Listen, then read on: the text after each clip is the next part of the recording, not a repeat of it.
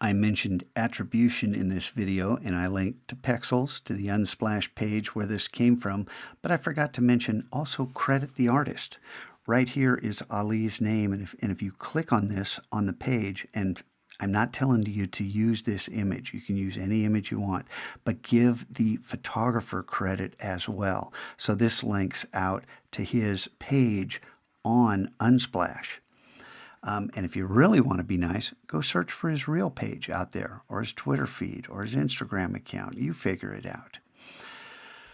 Now, back to Photoshop and the image I did download. Now, our posters are taller than they are wide.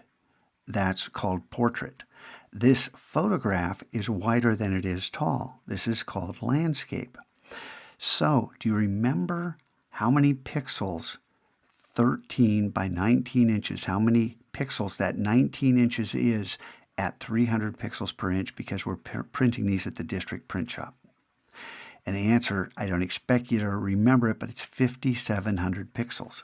So if I open up the image size dialog box, Option Command I, I don't use the menu, so for a lot of this stuff, image size, Option Command I.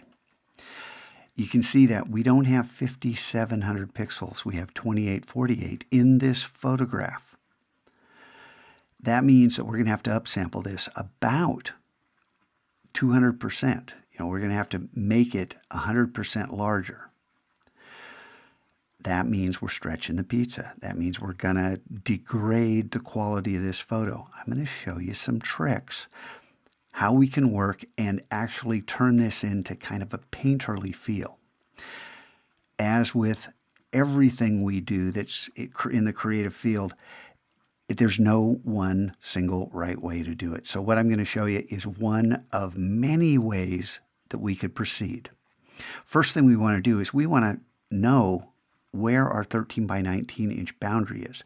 Now there's all kinds of cool stuff we can do with the crop tool and these settings, and especially the delete crop pixels, whether or not we want to choose that or not. We'll get to this and the Black Magic content aware feature here.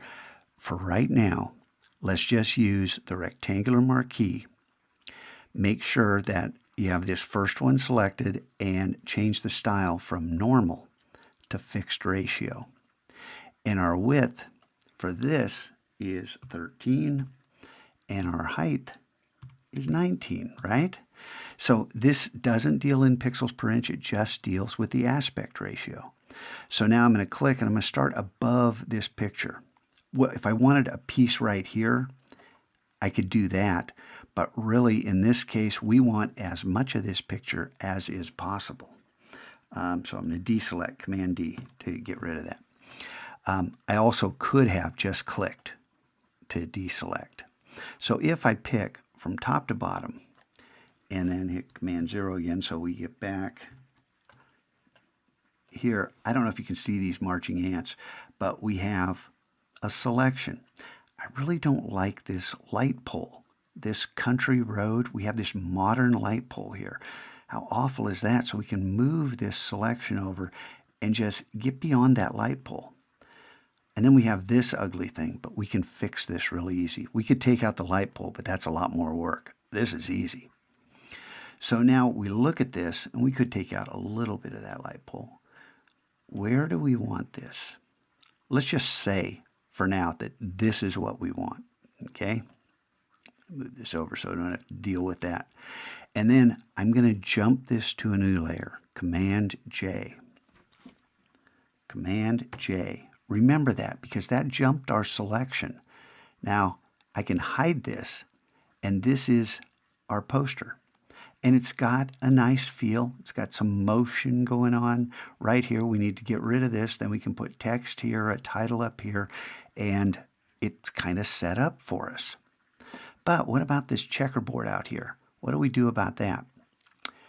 Image, trim. Image, trim. There's no shortcut here, but I'm going to show you how to set up a custom shortcut for this, because this is another thing that you can use all the time. Now, what are we trimming? The top left pixel color, bottom right. In this case, transparency is selected by default. I believe yours will be too, but we want to get rid of the transparent pixels on really just the left and right, but we can leave the top and bottom selected. It won't hurt anything. Click OK, and now we have an image that we can now use in Illustrator as just so we can lay out our type. Meanwhile, and you can do that with your image. You can take that in just to lay out your type. When we prepare this for print, we are going to enhance this image. Well, we're going to resize it as well, but we're going to do things to it that's going to make it a little cooler, a little more beautiful, a little richer, okay? So we'll come back and start that.